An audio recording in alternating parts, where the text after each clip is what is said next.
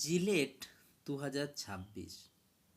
এই জিলেট 2026 নিয়ে স্টুডেন্টদের কিন্তু বিভিন্ন প্রশ্ন মনে।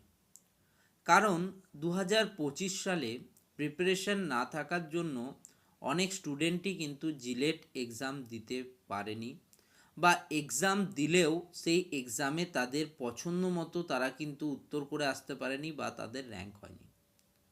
এখন সেই সমস্ত জিলেট স্টুডেন্টদের প্রশ্ন হচ্ছে যে দাদা, জিলেট 2026-এর আমাদের জিলেট এক্সাম কখন হবে?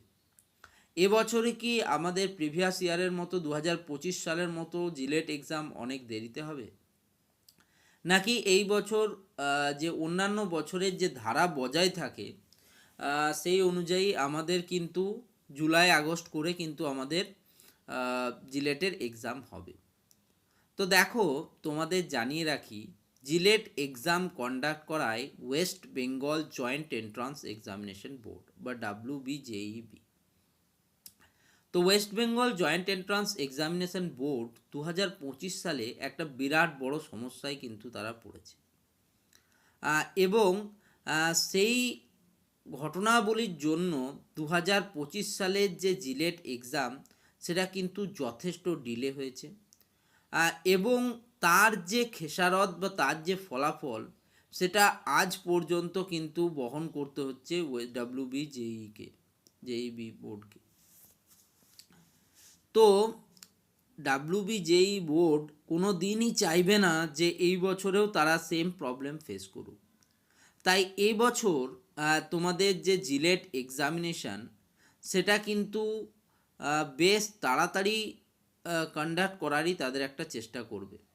যতদূর মনে হচ্ছে জুলাই মাসের দিকেই তারা একটা সম্ভাবনা রয়েছে যে জিলেট 2026 তারা কিন্তু কন্ডাক্ট করিয়ে নেবে এই জুলাই মাসের দিকে।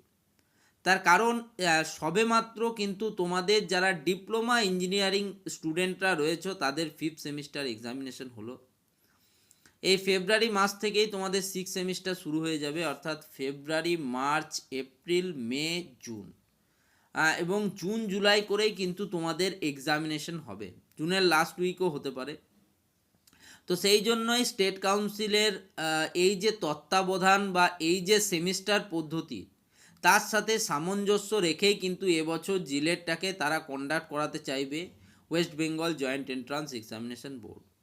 তো সেই হিসেবে এমনটা মনে করা হচ্ছে যে তোমাদের এক্সামিনেশন মোটামুটি ওই জুলাই মাসের দিকেই কিন্তু কন্ডাক্ট করা হবে, অর্থাৎ 2026 সালে জিলেট পরীক্ষা কিন্তু জুলাই মাসে হবে। তবে এবছর কম্পিটিশনটা কিন্তু অনেকটা কঠিন হবে। তুমি বলবে যে দাদা, তুমি তো প্রত্যেক বছরই বলো কম্পিটিশান কঠিন হবে, কখন কম্পিটিশান সহজ হয়েছে বলো দেখি। না, সেটা বলছি না।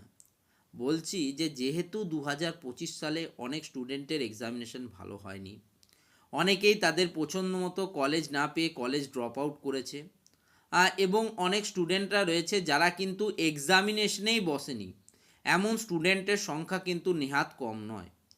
তো এই যে এত পরিমাণ স্টুডেন্ট যারা হয়তো কলেজ ড্রপ আউট করলো, যারা হয়তো ভালো এক্সামিনেশন দিতে পারেনি বলে কিন্তু মানে এক বছর নিজের লস করলো, বা যে সমস্ত স্টুডেন্টরা এক্সামিনেশনই দেয়নি এবছরে, তো এমন ধরনের যে স্টুডেন্টরা রয়েছে তারা কিন্তু এই বছর আবার এক্সামিনেশন দেবে। অর্থাৎ 2026 সালে তোমরা যারা ডিপ্লোমা স্টুডেন্টরা রয়েছে বর্তমানে, তারা তো পরীক্ষা দিচ্ছই, তার সাথে তোমাদের এই যে প্রিভিয়াস ইয়ারের যে দাদা দিদিরা রয়েছে তারাও কিন্তু এক্সামিনেশন দিবে।